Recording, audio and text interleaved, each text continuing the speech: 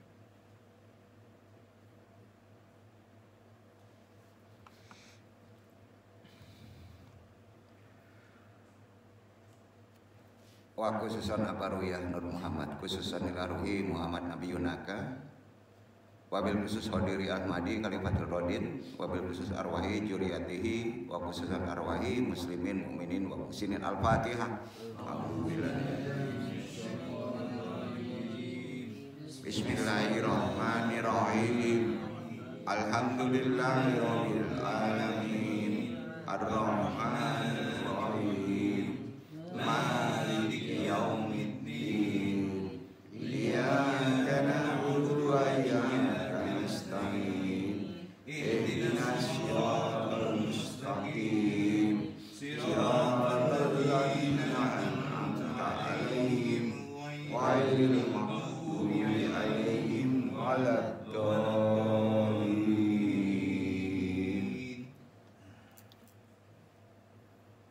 Subhanaka ilma lana ilma alam tanah innaka antal alimul hakim. Ya Allah, ya Rabbku, lapangkanlah untukku dadaku, mudahkanlah untukku urusanku, uraikanlah simpul pengikat lisan ini, baik pentaklim maupun yang ditalimi, agar bisa mereka memahami taklim ini dan Allah meridhoi. La haula wala quwata illa billahil aliyil azim. Alhamdulillah. Puji syukur kehadirat Allah Subhanahu wa taala dengan qadrat iradahnya, juga rahmatnya kita masih diberi waktu untuk bisa bertolibul ilmi di tempat ini. Hadirin jamaah Iwan Akhwat rahimakumullah semuanya, baik yang hadir secara talaki maupun yang tidak langsung. Pada hari ini kita coba bahas tarekat ta'lim dan ta'alum, adab al-ilmu wa al-muta'alim, juga terkait adab ilmu tarekat qadariyah wa naqsabandiyah bab 1. Amma ba'du.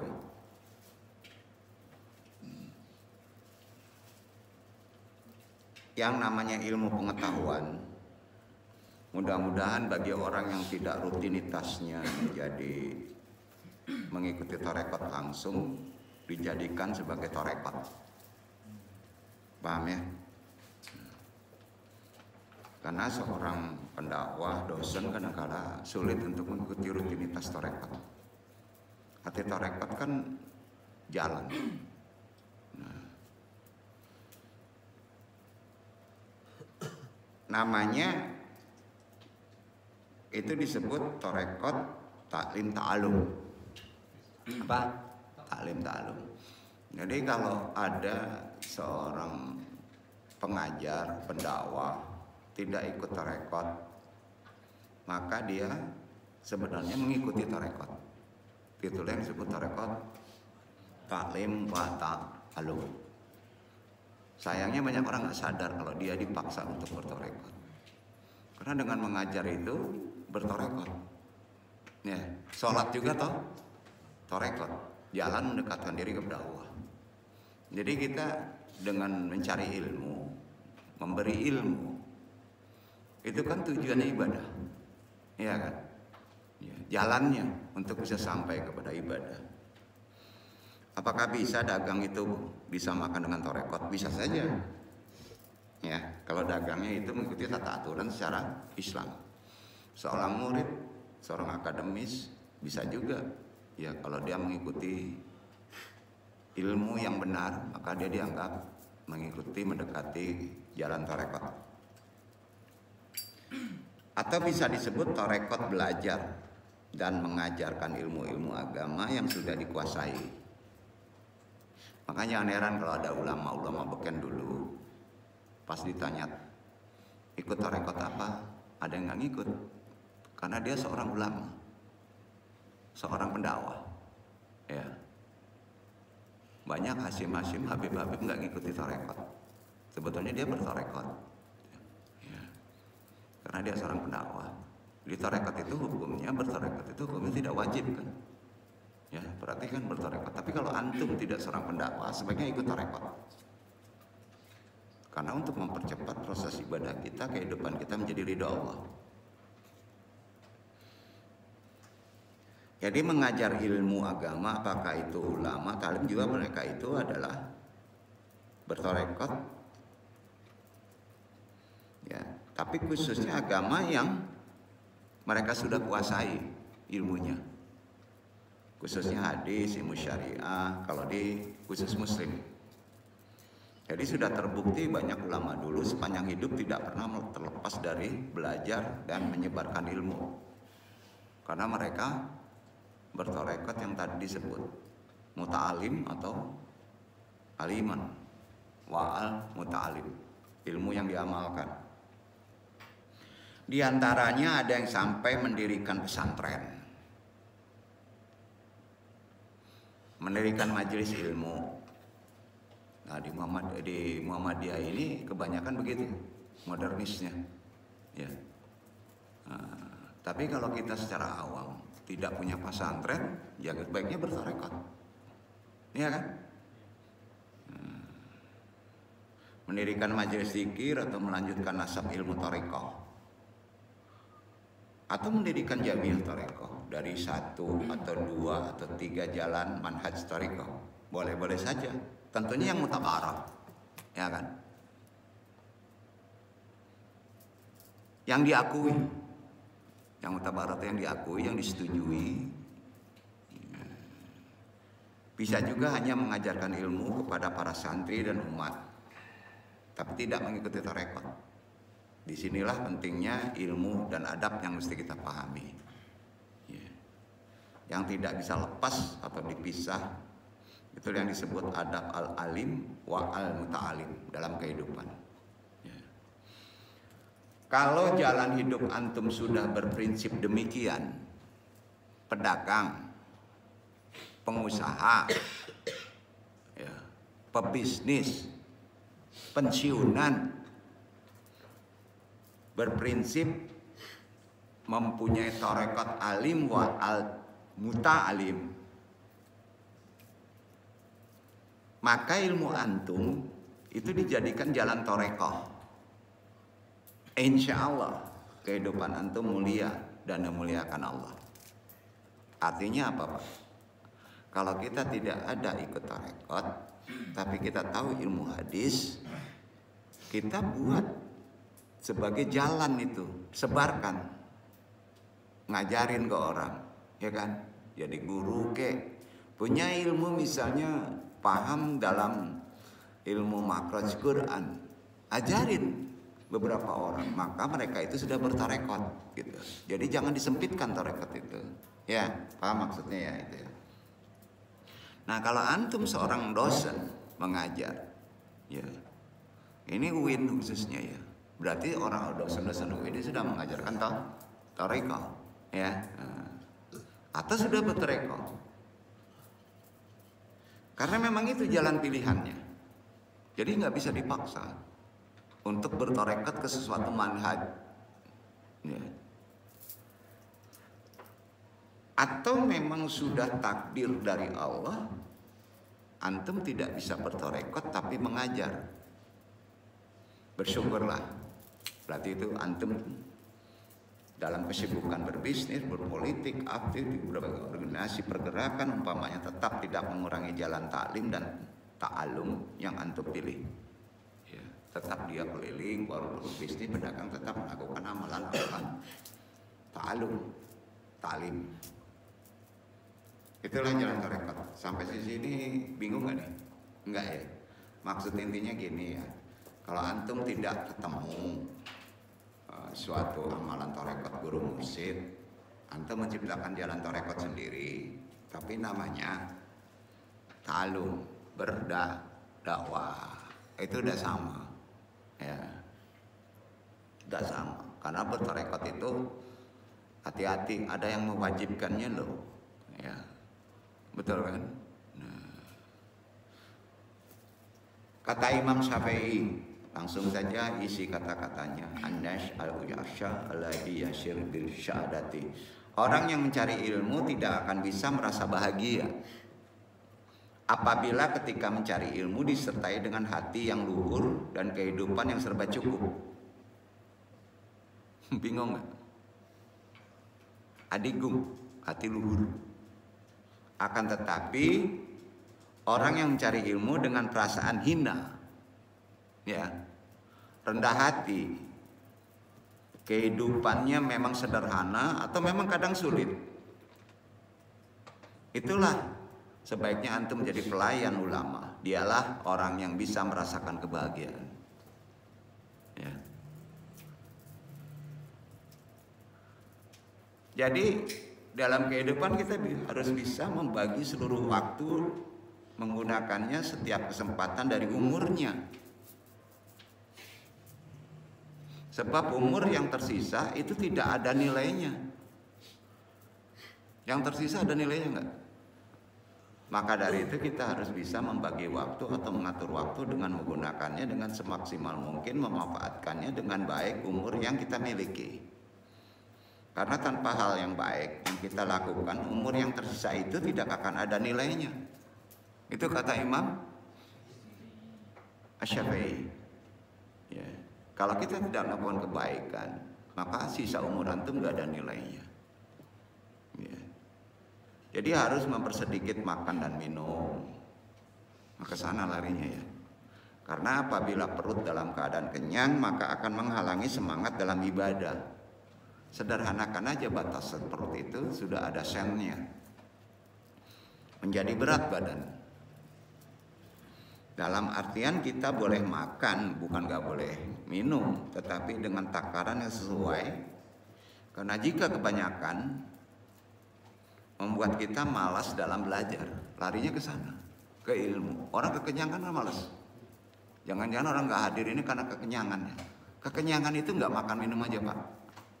Kekenyangan tidur. Kekenyangan apa banyak ya. Kalau berlebih porsinya pasti malas. Ya, setuju nggak? Antum kenyang perut pas dites ya, antum bisa sering lupa loh. Ya. Karena ada takarannya, ya. Ada kadarnya, ada ukurannya. Begitu juga beribadah. Karenanya faktor makan dan minum yang berlebihan, maka ibadah antum gak makrifat. Di Islam diajarkan puasa kan, ya.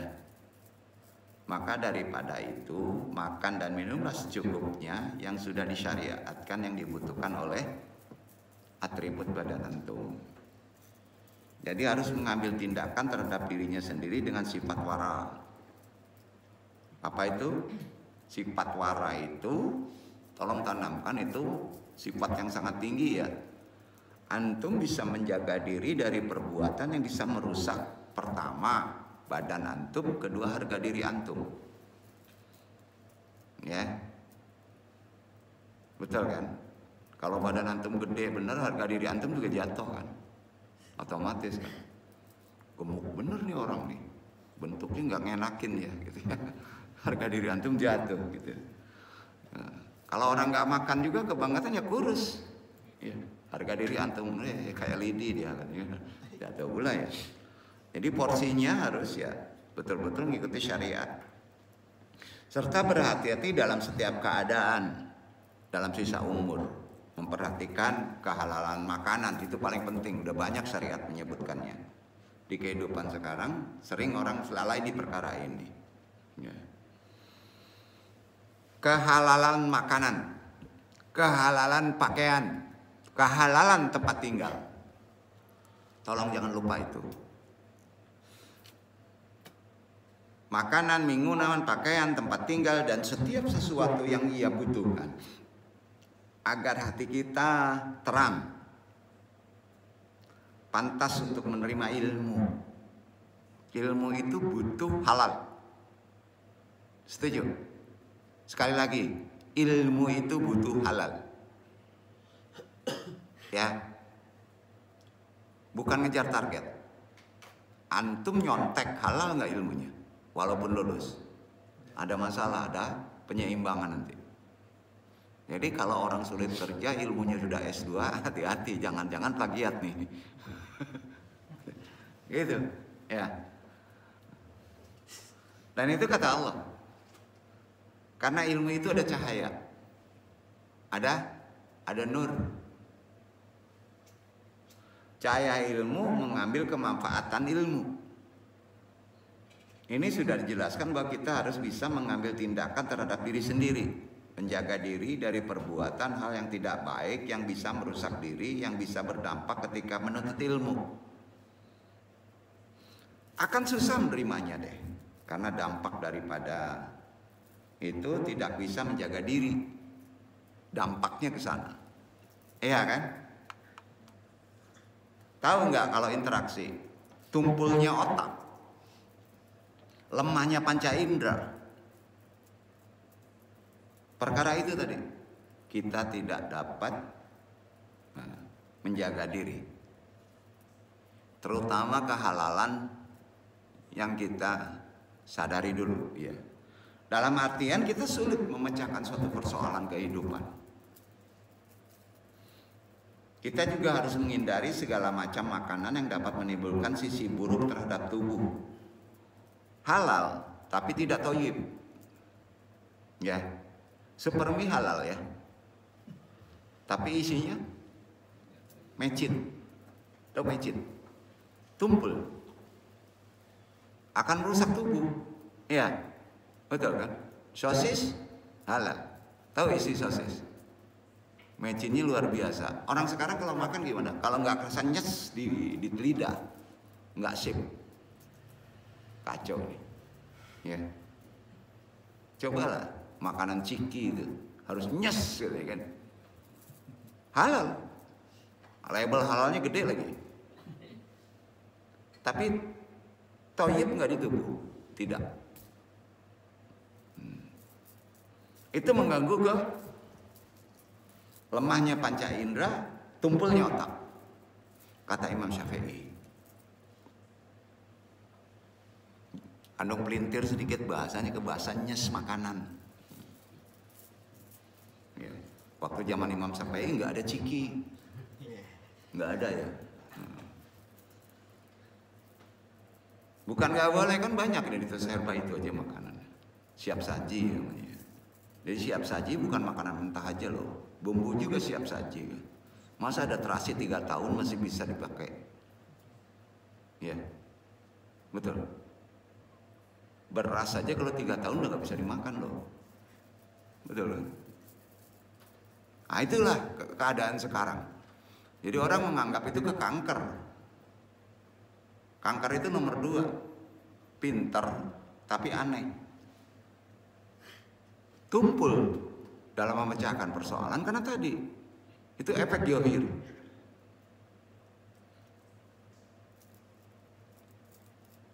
Minum cuka bahasa dulu. Kalau sekarang Coca-Cola. Cuka yang diperimentasi jadi Coca-Cola. Enak. Cuka kalau diminum ya asem ya. Nah itu minum cuka. Bahasa Imam Syafi'i minum cuka. Makan cuka. Ya. Begitu juga makanan yang menimbulkan banyak dahak. Ya. Tumpul kepala, lemah panca indera, bukan buta. Bukan, pengertian lemah panca indera itu bukan buta. Tidak bisa menangkap perkara-perkara yang ada cahaya.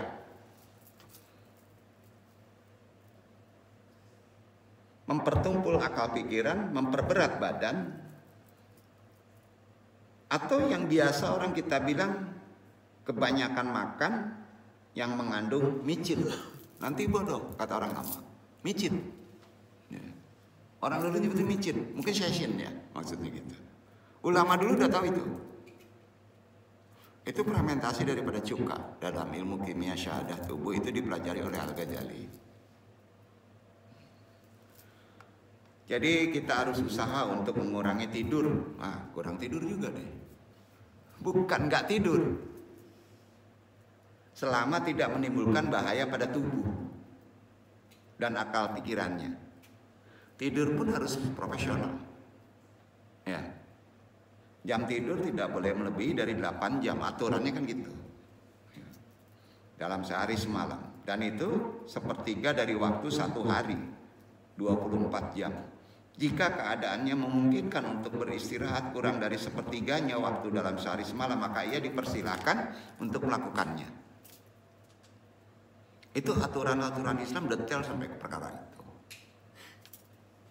Jadi nggak mungkin aturan Islam itu sampai sedetail itu kalau tidak ada maksud. Berbahayanya kehidupan kalau tidak berilmu itu.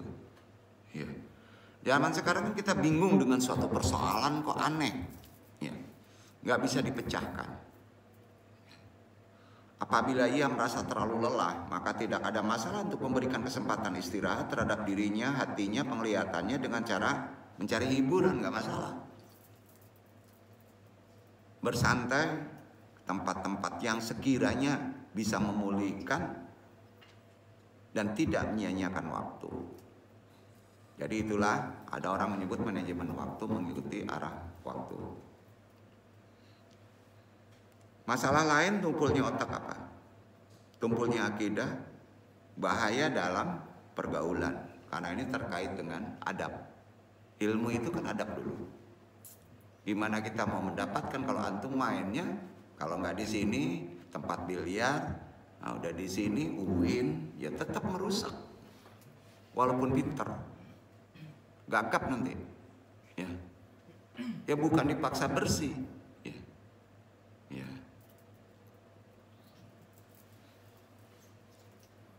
Jadi jelas bahaya dari pergaulan adalah menyia-nyiakan umur tanpa tahu akibat hilangnya agama. Apabila bergaul bersama orang yang tidak beragama, gimana? Gimana nih?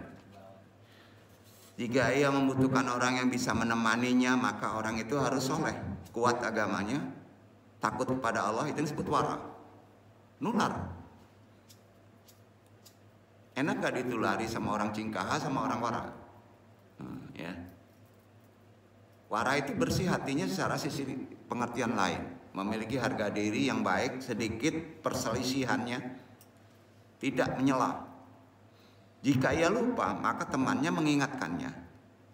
Dan bila ia ingat, maka berarti temannya telah menolongnya. Kan gitu? Ya. Nah, yang dimaksud yaitu kita harus meninggalkan perbuatan yang dapat merusak kehidupan dalam pergaulan. Boleh bergaul, tetapi dilihat-lihat dengan siapa kita bergaul dan berteman. Karena seperti yang sering kita amati sehari-hari. Bila berteman sama tukang minyak wangi, kita akan terbawa menjadi wangi. Ketika kita berteman tukang minyak tanah, misalnya ngecat pakai minyak tanah, otomatis ya. Kita juga akan terbawa menjadi bau minyak tanah, kan gitu ya. Nular kan? Bukan nggak boleh bergaul. Dalam sisi kemalukan, walaupun dia murtad sekalipun, kalau perlu pertolongan kita tolong. Tapi dalam bergaul pilih-pilih dulu keseharian. Ruang lingkup itu penting dalam kehidupan, dalam menentukan hal baik buruknya. Ini terkait pergaulan. Selanjutnya menyinggung perbedaan pendapat di kalangan ulama ya. Mengenai mana yang lebih utama antara mematuhi perintah guru atau menempuh jalan adab. Terkait pergaulan ya. Menurut pandangan Hadratus Syekh Madinah Andung Lamhanu Ali Muntasgasnem. Ini orang yang tadi mana tuh? Beliau berkata, mematuhi perintah guru lebih utama jika sang guru betul-betul menekankan perintahnya tersebut. Itu mursyid. Kalau guru ulang tekankan begitu, tekankan begitu, tekankan begitu, ikuti adabnya. Ya. Jadi Hadratus Syekh Madinah ini ya, itu diadab kuat sebetulnya. Ya.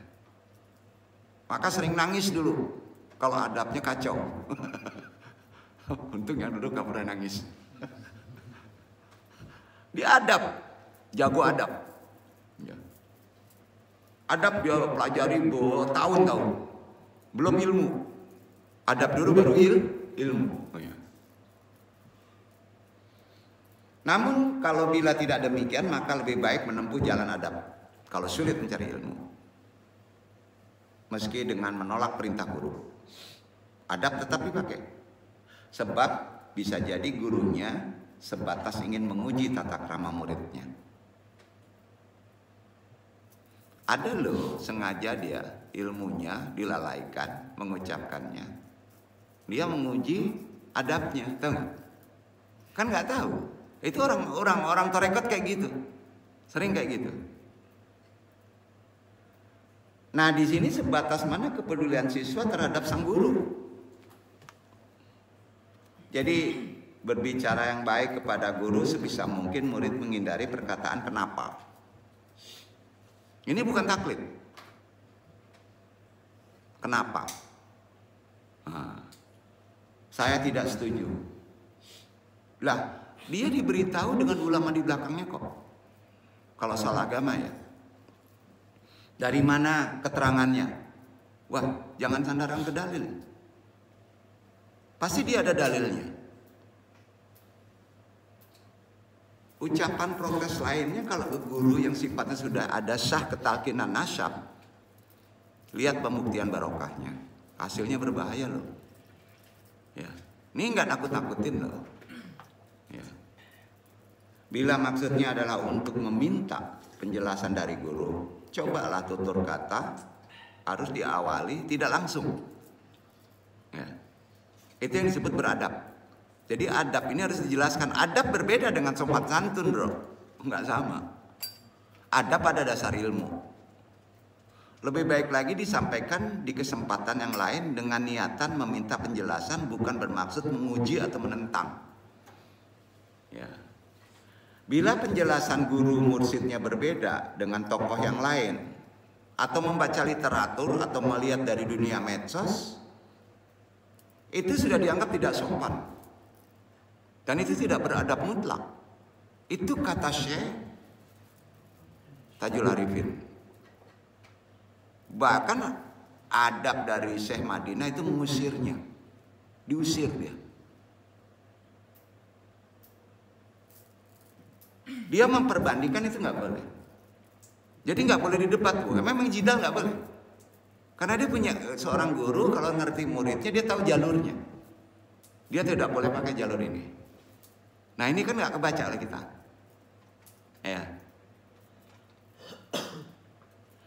Yang saya dengar Anda menjelaskan wahai seguru demikian, sedangkan menurut Syekh itu demikian, menurut kitab itu demikian, menurut Mbah Gogel demikian. Apa yang Anda jelaskan itu kayaknya meragukan untuk saya. Itu diusir kalau saya Lamano. Nggak percaya udah ngaji sama dia. Diusir tuh. Kalau saya Abdul Lauf diusir tuh. Benar, itu adab. Ya. Dan perkataan semisal. Jadi adab itu perlu disampaikan ya. Ya. Kalaupun guru itu keliru menjelaskannya, pertama yang dihadapi murid maklum. Apa? Maklum. Kenapa? Nggak ada jadi dewa guru itu. Tajimnya kepada guru karena dia juga manusia. Takjim, dia juga manusia. Artinya bisa keliru, bisa lalai, bisa lupa. Itu namanya takjim. Ya, tetap takjim kepada gurunya. Sesungguhnya kekeliruan adalah hal yang wajar kan? Ya, ke guru aja bisa keliru, apalagi teman ya. Dikeliruin lagi, nah, itu manajemen konflik. Kalau dikeliruin, manajemen konflik. Jadi keterjagaan ya, hanya dimiliki oleh para nabi maksum. Alaihimus sholatu wassalam. Tidak kepada guru mursyid. Kita hanya bisa takzim.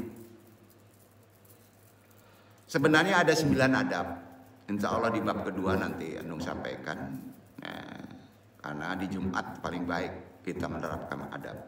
Insya Allah tidak belajar ilmu, belajar adab, antum berilmu.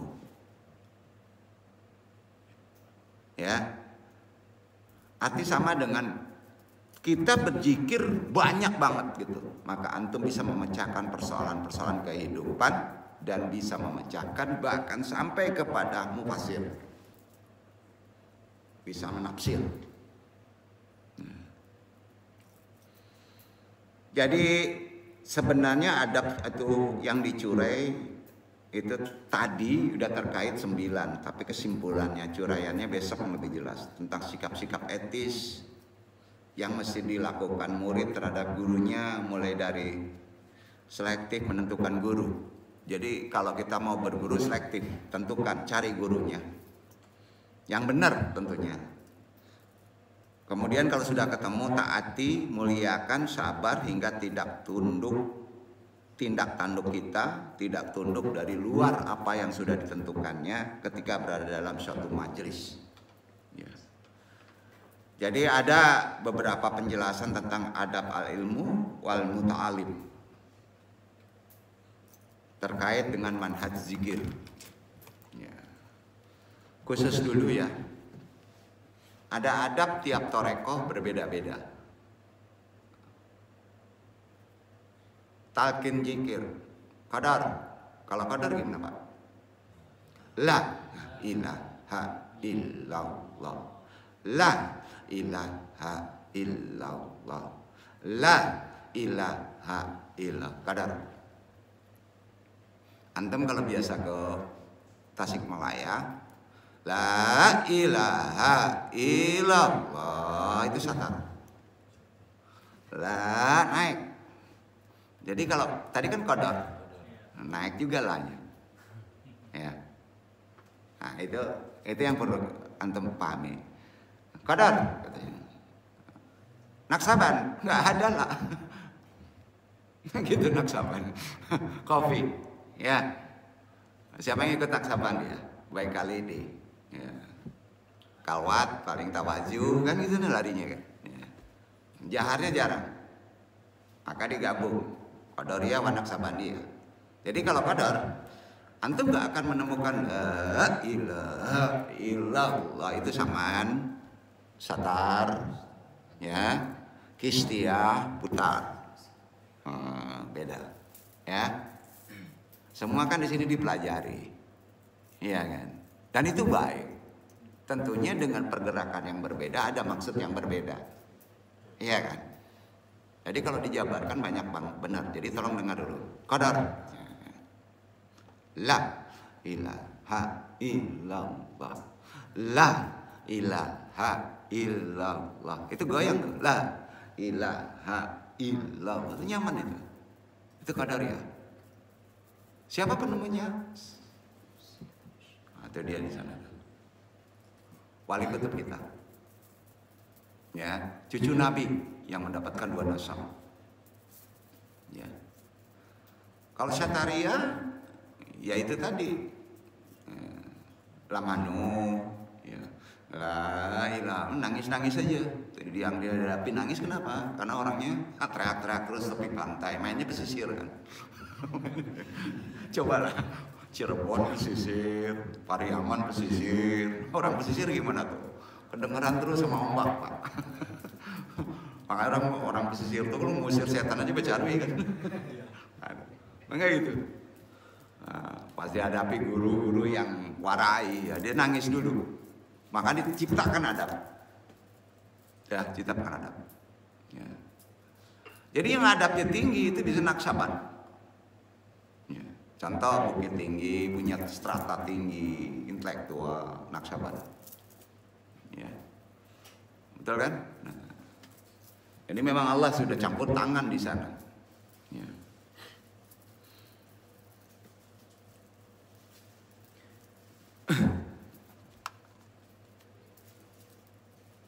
Jadi menurut Ibnu Athaillah Asy-Syukandari, kalau zikir itu jelas mutabarah ya, ada manhajnya. Kali kita bahas Qadariyah wa Naksabandiyah juga. Insya Allah besok kita bahas adab dan ilmunya dari Syataria. Menurut Ibnu Athaillah Asy-Syukandari bahwa zikir dapat menguatkan hati dan tubuh. Enggak hati aja bro, termasuk kulu jasad. Antum pernah mendengar nggak ini masuk rumah sakit? Mudah-mudahan gak ketemu. Sering-sering aja zikir deh. Jadi kalau ada yang bengek nanti bahaya nih. Yang sering sakit di zikirnya berarti kacau nih. Sulit sakit. Paling sakit tilap, flu, ya. Itu nggak sakit, itu perkembangan tubuh. Ya. Kekurangan hormon bisa saja. Zikir dapat menguatkan baik ruhani antum maupun tubuh fisik antum. Memperbaiki batin antum juga zahir antum. Membuat hati dan wajah cerah serta mendatangkan dan memudahkan rezeki. Itu kata Ibnu Athaillah. Jadi zikir antum memudahkan rezeki. Ini ada di Quran sebetulnya.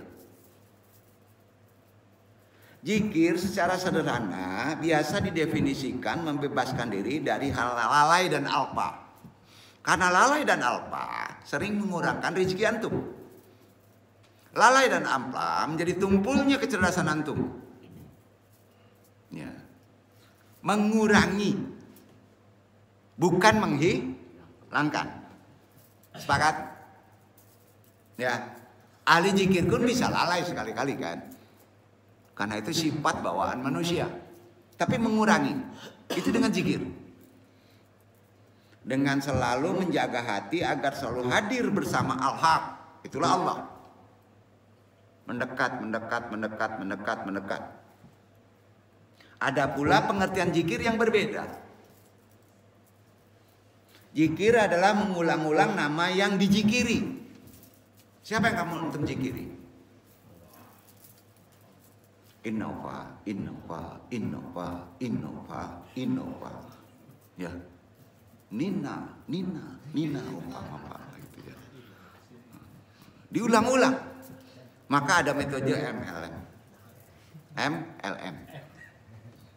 Ya, diulang-ulang. Maka kekuatan rohani masuk.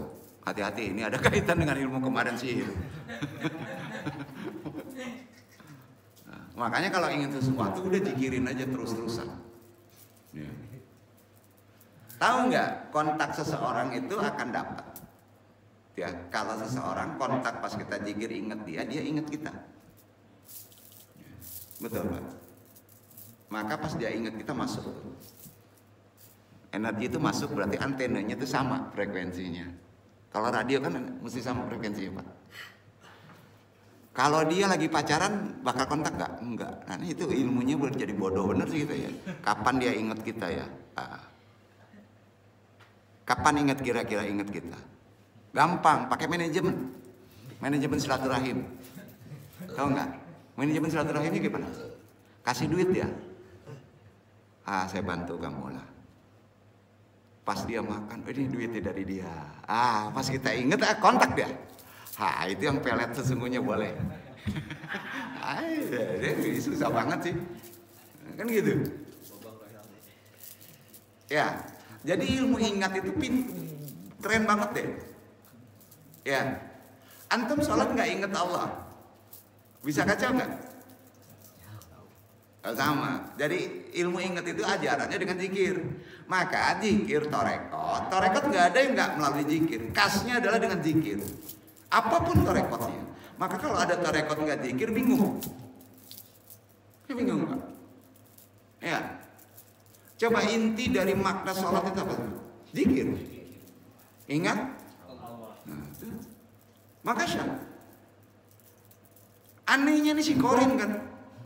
Allahu Akbar. Langsung utang ingat. Maksudnya. Kacau itu. Itu berarti maka dilatih. Ya, dilatih. Enggak dengan teori. Berapa banyak volume antum mengisi dengan zikir hidup. Nah ini kan mulai dinafikan Pak. Dikuatkan analisa. Memecahkan persoalan dikuatkan dengan manajemen. Memble nggak hidup kayak gitu Pak. Ada batasan kan? Nah, ya. Banyak orang sakit jiwa. Yang aneh. Dokter jiwa sakit jiwa Pak. Kan kacau ini Pak. Karena dia mau belajar memecahkan Pak. Zikirnya nggak ada. Itu yang mesti diberesin. Paling berat loh ilmu psikologi itu. Kalau nggak pandai-pandai sakit jiwa tuh. Nggak ada contoh, cuman ada gambaran. Ada gambaran. Jadi udah jelas definisi zikir apa tadi? Membebaskan dari sifat amaliyah kita, natural kita dari lalai dan alpa. Orang dokter jiwa adalah memperbaiki orang yang sering lalai dan lupa. Betul? Iya. Iya. Udah zikir aja, nggak perlu dokter jiwa itu. Kan nggak perlu. Itu Quran kan. Nah, tapi selalu menjaga hati agar selalu hadir bersama Al-Haq. Ya. Supaya hadir dengan bersama Al-Haq berapa kali disuruh? Supaya hadir Allah kepada kita berapa kali disuruh? Sehari 5 kali. Betul kan? Allah sangat dekat kepada orang yang ihsan. Sholatnya ihsan. Tahu sholat ihsan? Seolah Allah melihat kita. Tuh, itu sholat. Ya.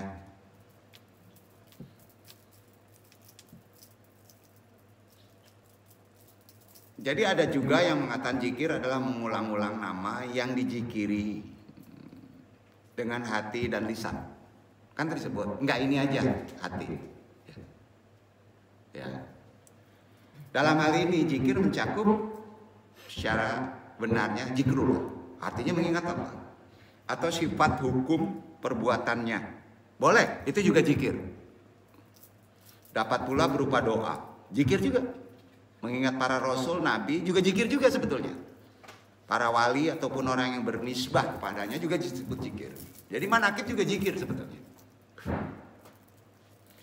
Masyarakat Indonesia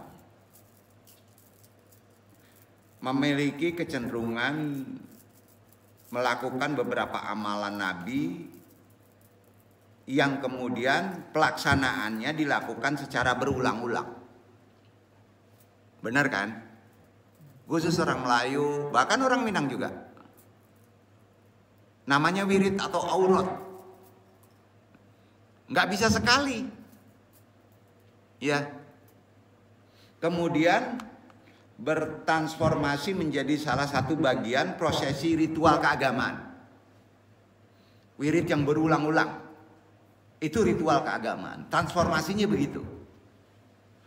Masyarakat Indonesia juga terus juga Minang pada umumnya dalam melakukan ibadah zikir sangat variatif.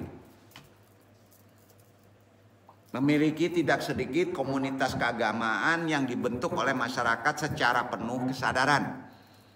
Di antara ada majelis taklim, majelis zikir, ya, betul kan? Dan lain-lain banyak. Bahkan ada organisasi yang melembaga bahkan mendunia. Itulah Tarekat Muktabaroh. Tarekat yang diakui. Dalam melakukan praktek zikir cenderung berbeda-beda. Mulai dari prosesi zikir secara individu, berjamaah, dan lapat-lapat zikir. Ada yang duluan Allah, ada yang Allahu, ada illallah, ada lengkap la ilaha illallah, ya kan? Ada asma yang disebutnya, semua zikir. Di tarekat beda-beda. Salah satu tarekat Muktabaroh di Indonesia adalah tarekat Qadariyah wa Naqsabandiyah. 2 tarekat yang digabung menjadi satu, secara rutin melakukan zikir berjamaah. Khas daripada tarekat wa Naqsabandiyah adalah zikirnya berjamaah. Ya. Kemarin udah dibahas zikir berjamaah itu. Ada hadisnya. Ya, ada hadisnya nggak? Ada. Tradisi zikir berjamaah dilakukan secara konsisten di setiap selesai sholat fardu. Ada hadisnya. Kemarin udah dibahas. Juga ada penentuan dari wakil talqin kapan kita zikir berjamaah. Ada organisasinya, ada silabusnya, ada waktunya. Hal ini menjadi kewajiban bagi setiap jamaah tarekat Qadariyah wa Naqsabandiyah. Misalnya seperti di sini seminggu 3 kali. Jadi kegiatan tarekat Qadariyah Naksabandia meliputi antara lain zikir harian bisa 56, 165 kali. 56 atau 165 kali. Kalau ada waktu antum melakukan zikir Qadariyah Naksabandia ya 165. Kalau waktunya mepet jangan kurang 56 kali. Zikirnya tadi nendongin lagi. La, cepetin. La ilaha illallah. La ilaha illallah. Nah, kalau saya la ilaha illallah. La ilaha illallah. Ya, istilah la ilaha illallah. Beda-beda kan? Udah sama ya? Itu 3 seringan putar itu. Jadi besok tolong perhatikan. Kalau misalnya gini. Kalau pertama Sataria, Qadariyah, Naksabandia. Sataria hampir sama. Di awal itu pembersihan. Berada di Qistiyah biasanya. Ya. Talbiyah. Talbiyah zikir. 3 kali kita tahara dulu. Berarti itu ke Qistiyah. Ya. La ilaha illallah. Ada ritme. Ha, diam sebentar, tarik, buang Allah 3 kali itu di kepala. Ya. Sudah itu kalau qadar atau satar la ilaha illallah. Nah, pas biasanya satar masuk loncat ke qadar itu tergantung dari ucapan si pentalkin. Ya. Lah, kalau udah dengar itu baru kita ngikutin lah. Berarti ada batas ritme. Duduk ya. Paham ya? Nah, ini maksudnya ada maksud tertentu kalau antum ketemu di luar nanti. Oh, jangan-jangan pas di sana itu Qadariyah Naksabandia atau Naksabandia aja. Oh, ini disangka ada kodor. Orang hanto kita teriak-teriak, bahkan ngaco deh, Pak. Itu nanti malu-maluin kan. Orang maklum. Kalau orang berilmu, kalau nggak berilmu, saseam. Ya, kira-kira gitu. Jadi jelas berbeda-beda. Tradisi zikir berjamaah dilakukan secara konsisten di setiap salat fardu. Adapun kegiatan tarekat Qadariyah dan Naksabandia meliputi antara lain 1. Zikir harian 195, dilanjutkan kofi, zikir dalam hati, ya kan? Kalau kofi ilahi anta maksudi jaharkan, ilahi anta maksudi warid lo kamat lebih, atininya ke dalam, diam. Tawajuh boleh lakukan. Mudah-mudahan antum menjadi pentalim. Pentalim jahar, ya, pentalkin ruhani. Duduk nggak? Sama. Jadi antum mau tarekot jahir aja, jadi dosen. Iya kan? Jadi di sini akademis dunia goib. Gitu. Itu kan dunia goib. Nah, ruhani nggak kelihatan. Hidup kan ada zahir, ada ruhani, iya kan? Jadi kalau di sana ilmunya gampang, ya. Nah, yang gampang kok mahal ya. Seharusnya kan yang mahal itu yang nggak kelihatan ya, betul kan? Nah, tapi itu memang hukumnya, ya. Nah, adabnya begitu. Kedua, zikir khatam berjamaah. Sebaiknya setiap malam Jumat besok ada zikir khatam. Ya. Ketiga, manakiban sebaiknya tiap bulan sekali. Sini 10 tahun sekali. Ya. Manakiban berat, bro. Karena manakiban sering kurang syarat kita. Manakiban sebetulnya kita harus membawa yatim dan memberi makan mereka. Ya. Berat ya. Keempat, ziarah makam ulama atau petilasannya, sifatnya anjuran. Jadi di Qadariyah Naksabandia ada 4 adab. Pertama, zikir hariannya 165 kali, baik sendiri-sendiri maupun individu. Ya, kalau nggak sempat 65 kali. Yang kedua, zikir khatam berjamaah tiap malam Jumat berjamaah, ada wakil talqin setidaknya seminggu sekali. Ya, yang ketiga ini silabusnya manakiban sebaiknya tiap bulan sekali. Nah, keempat, ziarah makam, mobil, kuruj namanya. Oh, kuruj keliling, jalan-jalan. Nah, ziarah makam ulama-ulama, baik petilasannya, sifatnya anjuran, tidak ada waktu ketetapan. Di sini sudah dilakukan. Ya. Hal yang menarik pada tarekat Qadariyah dan Naksabandiyah adalah penggabungan dua ajaran tarekat. Pertama, zikir Qadariyah, bersuaranya jahar mengucapkan la ilaha illallah, tidak ada Tuhan selain Allah. Kedua, zikir Naksabandiyah dengan tidak bersuara sebut syirik, ya kan? Nah, mengucapkan kalimat Allahu atau Allah, ya. Nah, penggabungan zikir tersebut agar jemaah dapat mencapai derajat kesufian yang lebih tinggi dengan cara yang paling efektif dan efisien. Ya, bagi penemunya begitu maksudnya.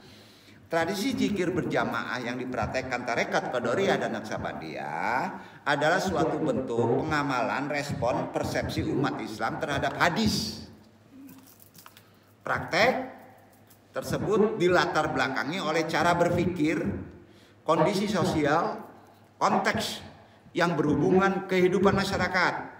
Segala bentuk praktek dan respon masyarakat dalam memperlakukan dan berinteraksi dengan hadis itulah yang disebut living sunnah. Artinya apa? Living sunnah itu.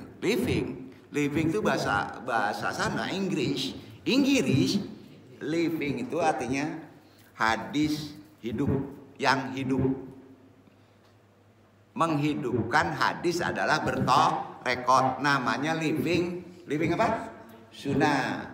Sunnah itu ke Nabi. Di tengah kehidupan masyarakat, kecintaan dalam menghidupkan sunnah, living sunnah, menghidupkan hadis sunnah Nabi selalu dilakukan umat Islam, khususnya di Indonesia. Sekarang mulai pudar. Maka lambat laun ada ingkar sunnah. Gawat gak? Jadi ingkar dajjal, nggak apa-apa. Ini ingkar sunnah gawat tuh, ya kan? Living sunnah itu sebenarnya berasal dari terma living hadis. Ada perbedaan antara sunnah dengan hadis. Menghidupkan hadis, ada istilah menghidupkan sunnah. Usulnya living hadis. Pada dasarnya adalah terma yang dipopulerkan oleh para dosen, ahli tafsir. Ya. Sekarang menjadi prodi ilmu Al-Quran dan prodi ilmu hadis. Prodi Al-Quran dan prodi ilmu hadis. Prodi ini istilah intelektual perguruan tinggi Islam, UIN. Betul kan? Halo, ada anak UIN? Itu prodi. Lewat metodologi living Al-Quran dan hadis. Namun, ada namunnya. Ya, istilah living hadis sebenarnya sudah dipopulerkan oleh siapa? Enggak baru. Wah, ini orang prodi UIN enak aja emang. Penciptaan prodi UIN. Living hadis, living sunnah. Udah populer. Jauh kalau mau ditelusuri. Kelanjutan dari istilah living sunnah, dan kalau dirunut ke belakang praktek sahabat tabi'in. Sahabat tabi'in dengan tradisi Madinah yang digagas oleh Imam Malik. Ya, ini akademis banget nih. Enggak, ini tambahan wawasan aja. Jadi pada dasarnya bukanlah barang baru. Tarekat bukan barang baru. Amalan dari living sunnah, living hadis itu tarekat. Ya. Hanya saja sisi kebaruannya adalah pada frasa kata yang digunakan oleh orang sekarang. Nah, dia mendalami living sunnah, living hadis, ada prodinya, tapi nggak bertorekot. Aneh bin ajaib. Benar-benar aneh bin ajaib. Berarti tetap teori, Pak. Teori. Ya, teori aja. Cara ngebelek, ngebedah perut nggak diajarin, Pak. Ini kan repot, Pak. Teorinya gini, teorinya ini, pakai buku. Observasinya nggak ada. Ya. Itu yang terjadi. Ini bukan kritik, bukan menjelekkan. Mungkin bagi intelektualitas Islam sudah dipikirkan, makanya disebut tasawuf, yang disebut praktek amali, mulai prodinya dibuat. Nah, itu dipisah-pisah. Satu fakultas. 4 tahun, mungkin dikecilin, 4 tahun lagi, kecilin 4 tahun. Nah, rugian tuh. Padahal induknya pendek. Gitu. Jadi di sini mudah-mudahan Allah meridhoi kita mempercepat proses yang dipanjang-panjangnya di sana, di dunia langit. Gitu ya. Ini ya. Jadi frasa kata tadi hanya perbedaan pada frasa kata ya. Jadi munculnya living hadis ini dipetakan menjadi 4. Ini ilmu 4 bagian. Pertama, sebagaimana yang telah disebutkan living hadis hanyalah satu terminologi yang muncul saat ini. Pada konteks kesejarahan sebenarnya sudah ada, misalnya tradisi Madinah living sunnah. Disitulah timbulnya tarekat, ya. Kemudian ketika sunnah diverbalisasi maka menjadi living hadis. Tentu dengan asumsi bahwa cakupan hadis di sini lebih luas daripada sunnah yang secara literal bermakna habitual practice. Pusing-pusing dulu. Daripada itu, satu bentuk konsekuensi dari perjumpaan teks normatif hadis dengan realitas ruang waktu yang lokal, jauhnya jarak waktu antara lahirnya teks hadis atau Al-Quran menyebabkan ajaran yang ada pada keduanya terserap dalam berbagai literatur bacaan umat Islam, semisal kitab kuning. Ke sana kitab kuning karena jauhnya. Pada awalnya kajian hadis bertumpu pada teks, baik sanad maupun matan. Lalu dalam kajian living hadis bertitik tolak dari praktek konteks praktek di masyarakat yang kemudian diilhami oleh teks hadis. Sehingga pada titik ini kajian hadis tidak dapat terwakili baik dalam ma'ani al-hadis ataupun mahmil hadis. Dari sinilah dapatlah digarisbawahi bahwa apabila terdapat pertanyaan perbedaan ma'ani al-hadis, fahmi al-hadis dengan living hadis, maka jawaban dari pertanyaan tadi adalah terletak dari titik perbedaannya, yaitu teks dan praktek. Teorinya gini, prakteknya begini. Teori aja dipelajarin, prakteknya enggak, ya enggak bisa. Ya. Jika ma'ani al-hadis, fahmi al-hadis lebih bertumpu pada teks living hadis, adalah praktek yang terjadi di masyarakat, udah terjadi di masyarakat itu. Ya. Jika pada kajian ma'ani al-hadis ataupun fahmi al-hadis kajiannya lebih fokus pada matan sanad, beda. Ya. Maka telah jelas perbedaannya di sini, yaitu perbedaan titik tolak. Awal startnya beda. Ya. Secara keseluruhan mereka memberikan konsep pemahaman mengenai kaidah-kaidah matan hadis. Namun kajian yang tertolak dari praktek memang tidak ada porsinya dalam buku para pendekar ma'ani al-hadis yang terjadi pada dunia modern akademis. Pendekar al-hadis, pendekar ma'ani gitu. Jadi dalam kajian matan sanad hadis, sebuah teks hadis harus memiliki standar kualitas hadis seperti sahih, hasan, maudhu kan. Nah, berbeda dalam kajian living hadis. Sebuah praktek bersandar dari hadis tersebut tidak lagi mempermasalahkan apakah iya praktek itu berasal dari hadis sahih, hasan, dhaif, tidak. Yang penting hadis dan bukan hadis mad'u, maudhu, sehingga kaidah kesahihan sanad matan tidak menjadi titik tekan di dalam kajian living hadis. Dijamin pusing deh kalau nggak ngerti ilmu hadis. Nggak apa-apa, andung sampein aja. Karena yang dengar di sini dunianya awam-awam kan. Iya kan? Nah, mengapa? Gini, karena ia sudah menjadi praktek yang hidup di masyarakat. tanpa antum sadari. Hidupnya hadis, hidupnya sunnah sudah hidup di masyarakat tanpa kita sadari kalau itu praktek sunnah, kalau itu praktek hadis, nggak sadar antum.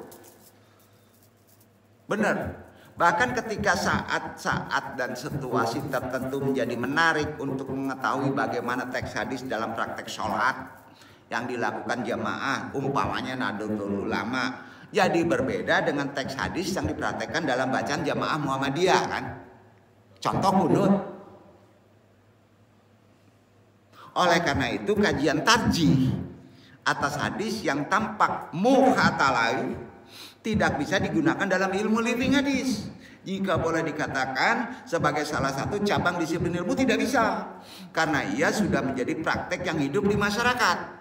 Walaupun masyarakat nggak menyadarinya, maka sepanjang tidak menyalahi norma, ia akan dinilai satu bentuk keagamaan praktek yang diakui oleh masyarakat. Praktek-praktek umat Islam di masyarakat pada dasarnya banyak dipengaruhi oleh agama tanpa antum sadari. Walaupun dia nggak muslim, khusus Indonesia. Namun kadangkala masyarakat atau individu tidak lagi menyadari bahwa itu berasal dari teks Al-Quran dan teks hadis. Betul kan? Oh ini anggap tradisi, udah kebiasaan, udah biasa. Enggak, itu tetap dari Quran dan hadis. Semua apa aja. Dagang, bisnis, politik, itu Quran hadis. Cuman kita nggak nyadari. Itu bukti ilmu Allah itu masuk dalam seluruh lini kehidupan. Apa salahnya semuanya kita korelasikan ke pangkal? Kalau ada masalah problem tanya Quran, tanya hadis, tanya ahlinya, tanya ahli zikir. Walaupun kita nggak paham intinya, tapi setidaknya kita ada ruhaninya. Hal ini dapat dipahami mengingat bahwa masyarakat belajar melalui buku-buku fikih, muamalah, akhlak, kitab lainnya. Sementara di kitab, di buku kan nggak disebut, tidak disebutkan kalau hukum praktek itu usulnya dari hadis dan Quran, kan nggak disebut. Iya kan? Ada nggak disebut? Ilmu bisnis berasal usulnya dari Quran dan hadis, nggak disebut. Ada disebut nggak? Enggak. Karenanya guna membuka ranah baru dalam kajian hadis, kajian-kajian hadis banyak mengalami kebekuan, terlebih lagi pada awal 2000-an. Kajian sanad hadis sudah sampai pada titik jenuh ulama sekarang. Sementara kajian matan hadis masih juga bergantung pada kajian sanad hadis. Ini kalau nggak paham ilmu hadis pusing nih. Karena itu ada muncul yang disebut buku metodologi penelitian living Quran dan hadis. Muncul.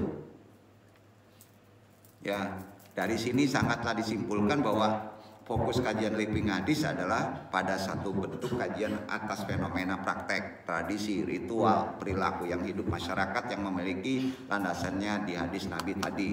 Jadi secara sederhana, ilmu ini juga dapat didefinisikan sebagai ilmu untuk mengilmiahkan fenomena gejala hadis yang ada di tengah kehidupan manusia. Karena itu, ia bertugas membagi ilmu-ilmu ini, Anung coba bagi, Anung kasih pengertian kembali perkara hadis yang ada di balik gejala fenomena sosial. Lalu pertanyaannya adalah, kenapa fenomena-fenomena tadi harus diilmiahkan? Padahal sudah ada di masyarakat. Mengapa hal ini? Tentunya jawabannya mengenai hal ini yang digubah oleh Ibnu Rusli, ulama pada abad ke-8, itu jawabannya dari hadis Nabi dan ayat-ayat Al-Quran penting untuk dijadikan sebagai pijakan dalam menjawab pertanyaan tadi. Kita sering tidak menyadari bahwa yang kita praktekkan itu amalan hadis dari Quran, apa aja. Ya, kita tidak menyadari.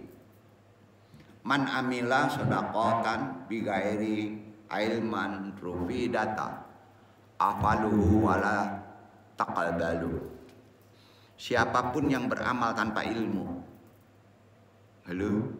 siapapun yang berbuat tanpa ilmu, perewel aja, udah biasa, kerjain aja, maka amalannya tertolak, tidak diterima.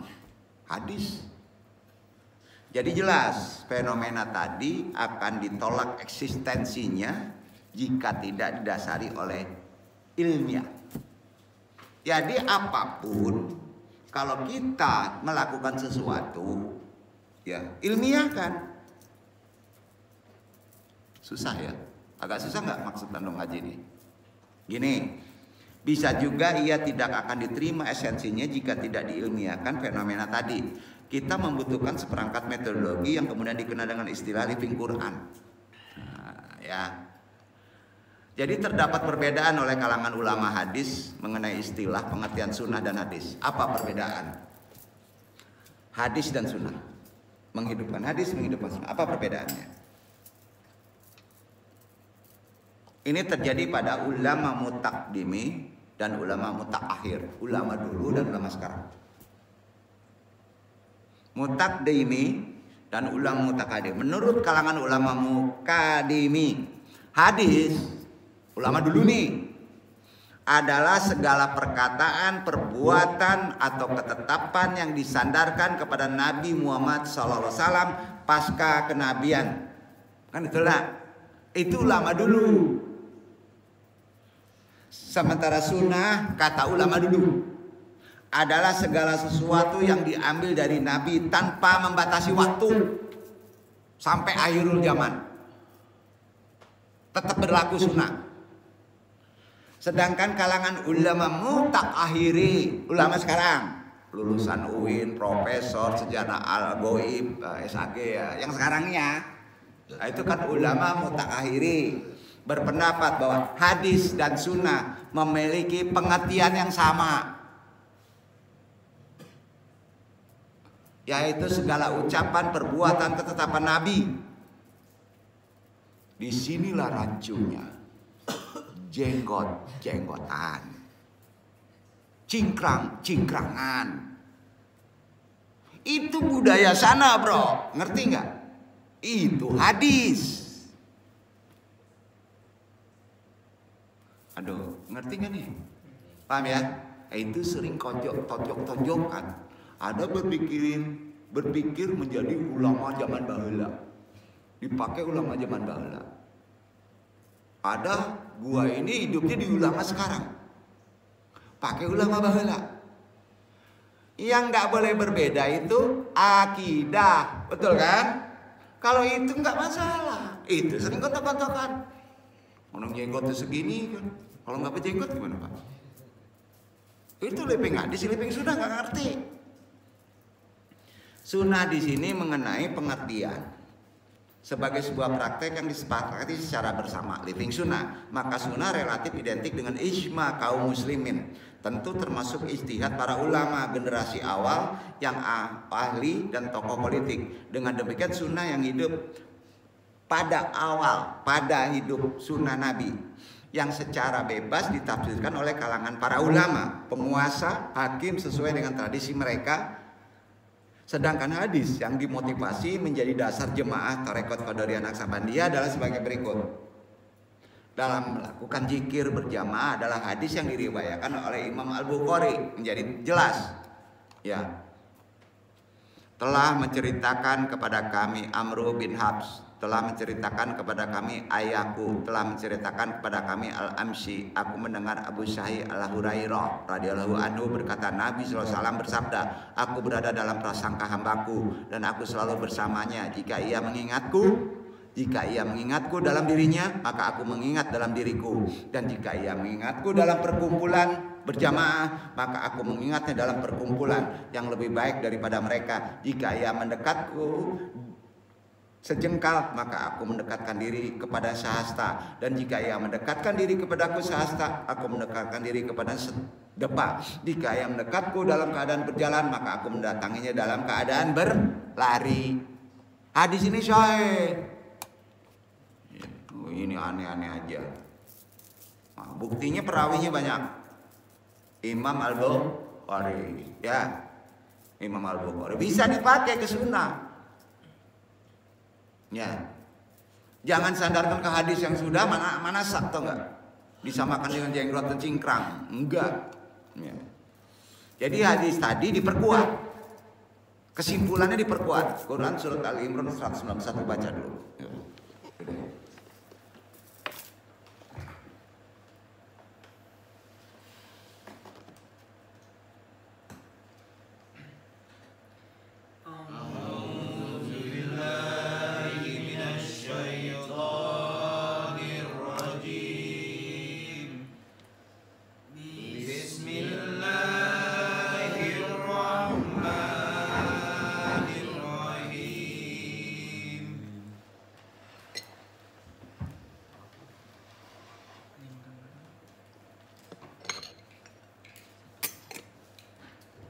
Alladzina yadkuruna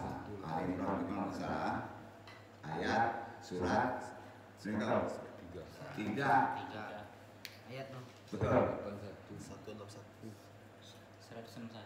surat 3 surat 1 Al-Fatihah 2 Al-Baqarah 3 4 Nisa 5 Maidah. apa dari apa dari Ayat berapa lu? ayat 191. Kenapa 91 jepit dengan tauhid? Kayu.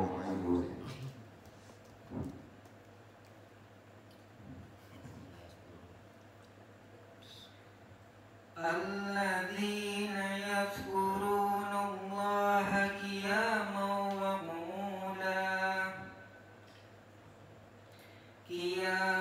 وقعودا وعلى جنوبهم ويتفكرون في خلق السماوات والأرض ربنا ما خلقت هذا باطلا سبحانك فقنا عذاب النار.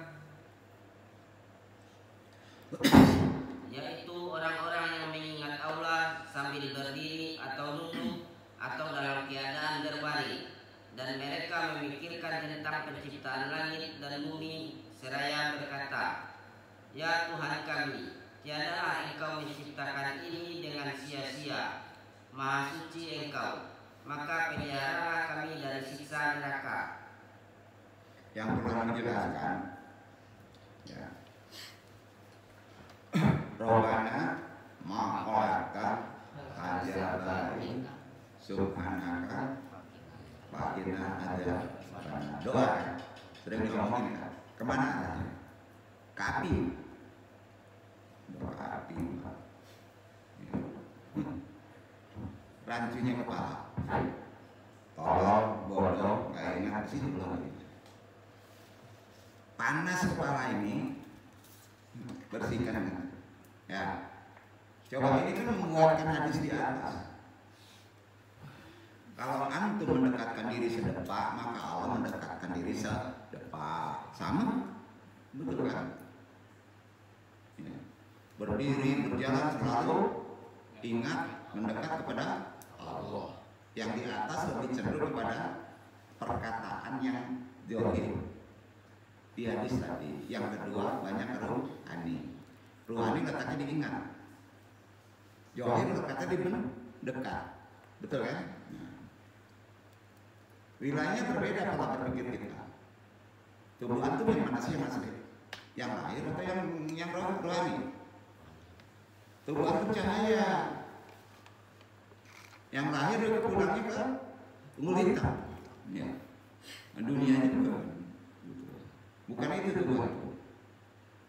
Salah. Jadi nanti ini agak susah memang ya. Tapi anda bahas dulu untuk dasar nanti di depannya perkara adab amalan ilmu itu gimana sebenarnya atau rekotannya. Ya. Kata zikir berasal dari bahasa Arab tersusun dari huruf zal, kaf, ra. Betul? Betul kan? Kalau salah kasih tahu ya. Guru juga manusia, bro. Iya kan? Nah. Tapi benar tadi. Maknanya mudzakir. Yaitu ingatan yang dijohirkan. Dalam tuh. Ingatan yang dimakbulkan. Tahu nggak? Kalau kamu ingin kepala kamu nggak panas, maka lahirkan dingin. Dengan ingat mengallah. Nar tadi hilangkan. Betul kan? Maka lahir dia. Kalau lahir terbukti nggak? Jadi dingin. Jadi kalau antum zikir nggak ngerti makna, ya nggak dingin. Artinya nggak makrifat. Mau minum supaya adem dingin, kamu ambil air panas menggelaga. Karena sama-sama air. Paham nggak? Ada faktor ilmu rasa. Pegang dulu bro. Kalau hangat jangan diminum, ngegalaga peko. Oh dingin, gitu. Ada disiplin ilmunya itu, bijauki. Aduh, ini susah juga nih, mengiktibarkannya susah tuh. Itu disebut muzakir. Arti muzakir, orang yang ingatannya dilahirkan. Makanya kalau misalnya itu sifatnya duniawi, banyak ingatannya. Ya, misalnya punya pacar Nina, lahir dia Nina, suka dia. Kok nggak percaya ini? Ulang-ulang. Ini nggak hafalan. Hafalan memasukkan memori. Zikir ingatan. Yang muzakir, yang dilahirkan. Jadi pas antum zikir udah ngerti ya. Ternyata omongan kepada Allah itu melahirkan unek-unek supaya dibuktikan menjadi tidak unek-unek gitu. Bahasanya gitu aja deh. Ya. Jadikan kebiasaan itu supaya peka melahirkan yang dari rohani kepada zahir. Paham nggak? Kalau sudah ada kebiasaan, dapat pula berarti jakartu ansya'in. Bukan kepada sesuatu Allah aja, sesuatu yang lain. Ini jangan dipraktekin kalau Allahnya belum kuat. Jakartu ansya'in itu mengingat sesuatu, tapi ke yang lain arahnya. Paham? Aduh, nggak ngerti nih ya, bingung lah. Aduh, takut nggak ngerti. Ini zikir itu beratnya. Zikir itu ternyata adalah muzakir, melahirkan yang ruhani. Itu ya. Dibiasakan. Nanti ujungnya jakartu ansya'in. Keluar lo keris. Naga bonar. Keris naga bonar keluar. Keluar dia Pak, lahir tuh Pak. Tapi kalau sudah terbiasa menjadi muzakir kepada Allah, betul nggak? Paham ya? Mudah-mudahan Allah meridhoi omongan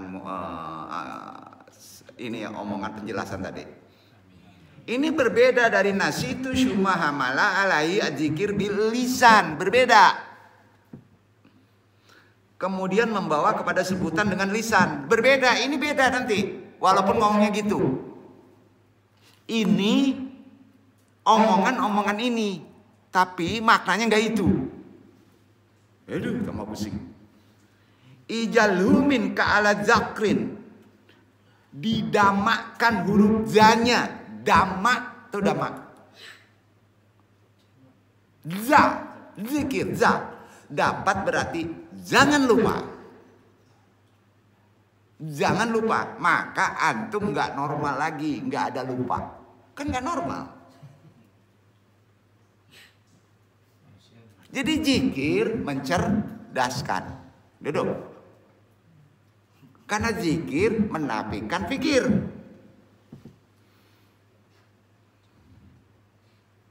Karena itu makna zikir secara etimologi dalam bahasa Arab dikenal dengan istilah az-zikra. Memiliki makna dasar menunjukkan pada arti mengingat, bukan menghafal. Nah, orang sering disamakan mengingat dengan menghafal. Mengingat dalam konsep zikir ini adalah melahirkan. Duduk. Mewujudkan. Kalau nggak ada duit, wujudkan duit. Gitu. Maka orang yang sering berzikir, rizkinya pasti ada. Istrinya pasti ada, walaupun belum kelihatan. Gitu Pak. Itu betul itu maknanya itu. Karena izalu min ka'ala zakrin, didamakan huruf J-nya berarti jangan lupa. Menjadi tidak lupa. Adapun pemaknaan zikir yang etimologi dalam bahasa Arab terkenal dengan zikri. Kata ini memiliki makna dasar menunjukkan arti mengingat juga, menyebut, tapi ditambah dengan menyebut. Mengingat, ngomong, mengucapkan, mengagungkan, mensucikan, menjaga, paham. Berarti sudah menggunakan wilayah pikiran. Duduk gak? Yang mana mau pakai? Mau wujudkan atau intelektual? Enak mewujudkan ya Pak. Kalau intelektual, panik nggak Pak? Ya, zikir juga. Makanya orang yang kuliah di UIN sedang zikir, tapi menggunakan wilayah atas. Sampai ya. Secara terminologi, satu, ucapan yang disebutkan untuk berdoa dan memuji Allah, zikir. Iya kan? Zikir. Setiap ucapan yang mana bagi pelakunya akan mendapatkan pahala, zikir. 3. Setiap perkara yang dijadikan media oleh seseorang untuk menghadap Allah. Antum menghadap Allah kemana? Zikir. Baik secara zahir maupun secara batin. Jadi yang dimaksud zikir lisan, nah ini ya, lisan adalah lafal ucapan yang menunjukkan tasbih. Tahu tasbih? Apa itu? Tasbih itu bukan menyerupai saja pengertian maknanya, itu makna bahasa. Mensucikan Allah. Zikir yang di mulut, kamu ingat di mulut aja, itu maksudnya mensucikan Allah. Kalau berbeda dengan pikiran, udah jelas kalau zikirnya subhanallah, pikirannya duit, berbeda nggak? Berbeda. Itu ilmunya harus sinkron. Sementara yang dimaksud zikir dengan hati, berpikir tentang dalil yang menunjukkan adanya zat Allah dan sifatnya secara itikad ada di badan antum. Paham nggak? Itu Allah. Berat juga nih. Jadi makna sedalamnya zikir secara etimologi dalam bahasa Arab dikenal dengan istilah zikra. Kata ini memiliki makna dasar yang menunjukkan pada arti mengingat, menyebut, mengucapkan, mengagungkan. Tadi udah disampaikan. Secara terminologi ucapannya disebut untuk berdoa. Ya, itu yang perlu Anda sampaikan dulu. Kemudian bagian-bagian zikir, ada yang tahu nggak? Lebihkan dikit, takut gantung. Ada yang tahu bagian-bagian zikir? Halo? Pertama, istighfar. Apa? Istighfar, bagian zikir itu. Yang pertama istighfar.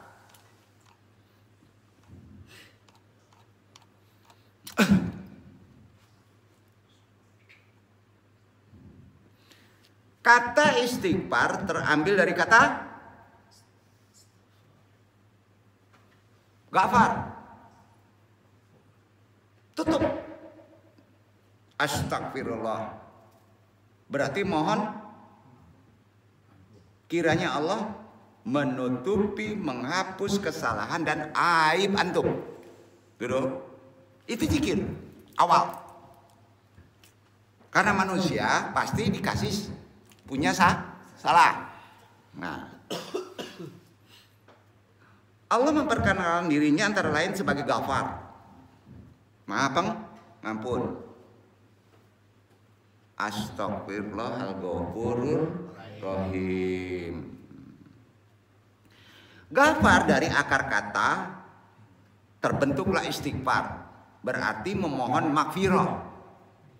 Betul? yaitu perlindungan, pertolongan, ampunan, supaya lebih mantap dulu ya istighfar kita ya. Mengajarkan kepada kaum muslimin untuk selalu melakukan istighfar kepada Allah. Rasulullah biasa beristighfar setiap hari sebanyak 100. Hadisnya Muslim. Matan isinya haqqan qalbi atsanun lillah. Lidzalika asaluhu haqqan mi'atan maratin fil yaumi. Sesungguhnya hatiku haus akan Allah. Karena itu sungguh aku beristighfar kepadanya 100 kali dalam sehari. Hadis riwayat Muslim. Harus begitu. Antum haus. Hati itu haus, harus diistighfarkan. Nabi bukan larinya ke dosa. Kalau antum larinya ke dosa, beda kan? Nah, 2. Ada yang tahu kata tahlil? Baru tahlil. Atau tahlilan, bid'ah katanya. Gila itu. Orangnya gila itu. Tahu nggak tahlil? Terambil dari kata kasa. Tahlilan itu tahlil. Dalam bahasa Arab artinya mengucapkan apa? La ilaha illallah. Setelah istighfar tahlil. Itulah la ilaha illallah. Tahlilan sebuah bacaan yang komposisinya terdiri dari beberapa ayat Al-Quran, selawat, tahlil, tahmid, dan tasbih. Itu namanya tahlilan. Jadi yang namanya tahlilan bukan la ilaha illallah aja. Tergabungnya ayat Quran, selawat, tahmid, tasbih. Pahalanya dihadiahkan kepada siapa? Ini tahlilan, pahalanya dihadiahkan ke orang. Si pelakunya dapat pahala besar, baik yang sudah mati maupun yang masih hidup. Jadi kalau antum mentahlilkan istri di rumah, bukan suruh mati. Paham gak nih? Tahlilin aja katanya. Negatif, ilmu pendek. Beri hadiah. Ya, Al-Fatihah kan. Yang udah mati katanya. Aduh. 3. Tahmid. Apa tuh? Alhamdulillah. Dari kata dazzu, bermakna lawan dari mencela. Jadi kalau lawan mencela, alhamdulillah. Kalau antum dicela, antum mengucapkan alhamdulillah, keren. Hitam, pesek, cingkah hale, alhamdulillah. Itu sebenarnya. Maka kena dia. Ini sih susah banget sih. Karena lawan dari mencela. Berarti dilawan mencela itu dengan alhamdulillah. Karena ucapan zikir adalah mewujudkan. Duduk. Paham tadi nggak nih? Berani nggak nyebut alhamdulillah? Hati-hati bapak-bapak, kalau ada ulama dijelekin, beliau ngomongnya alhamdulillah. Hati-hati, lihat aja. Diwujudkan lawannya. Jadi dazzu dari tahmid tadi alhamdulillah ya, bermakna lawan mencela. Al-ay mendahului kata dazzu ay, yang dalam kaidah bahasa Arab bermakna segala. Jadi tidak baik saja, jelek saja. Kamu nggak dapat rezeki, alhamdulillah. Dapat rezeki, alhamdulillah. Duduk kan nih? Itu makna yang dalam. Nah, kan harus dirangin. Deh, hilang pitiden, alhamdulillah. Berani? Astagfirullahaladzim. Kan gitu umumnya. Astagfirullahaladzim gak ke situ larinya, bro. Gimana nih? Ya. Alhamdulillah. Bermakna segala puji bagi Allah. Allah menghilangkan, jangan-jangan ada mudarat. Memang ada mudarat. Gak tahu di balik itu kan? Iya kan? Nah. memuji Allah itu. Pas kehilangan puji Allah. Maka pujian itu, halo, zikir itu melahirkan yang kehilangan. Paham? Nggak percaya lah, udah terserah. Ini kata Nabi. 4. Takbir. Allahu Akbar. Bentuk masdar dari kata kabara yukabiru takbiran. Bentuk jamak adalah takbir.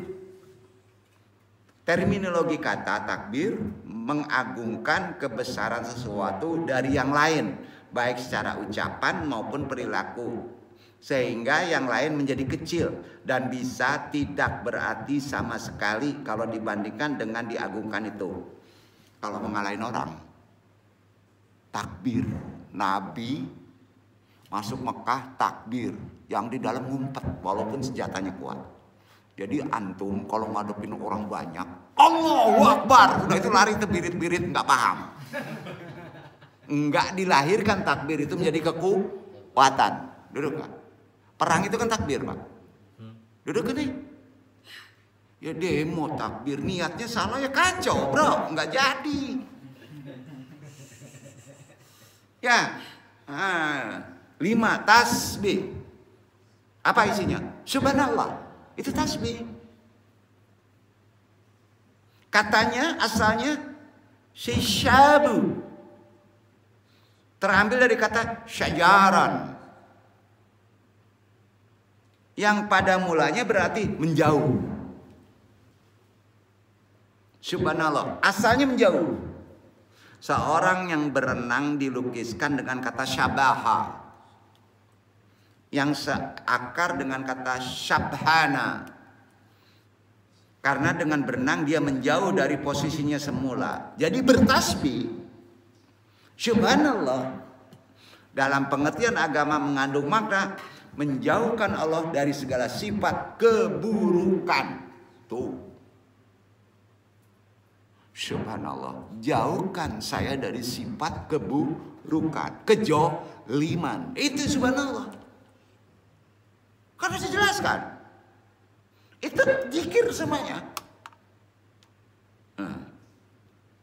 Jadi dengan mengucapkan subhanallah, seorang mengakui bahwa tidak ada sifat perbuatan Tuhan yang kurang sempurna. Kita dilahirkan kembali dengan sifat dijauhkan keburukan. Lahirkan dengan zikir. Kalau zikirnya berilmu, menghadirkan muzakir. Paham? Tuh. Untuk menjadi muzakir gimana? Perlu guru, perlu berulang, perlu menanamkan di kalbu. Duduk. Udah gitu aja. Tutup dulu ya. 4, hak Allah. La haula wala quwata illa billah. Hak Allah menafikan 2 hal. Meniadakan 2 hal.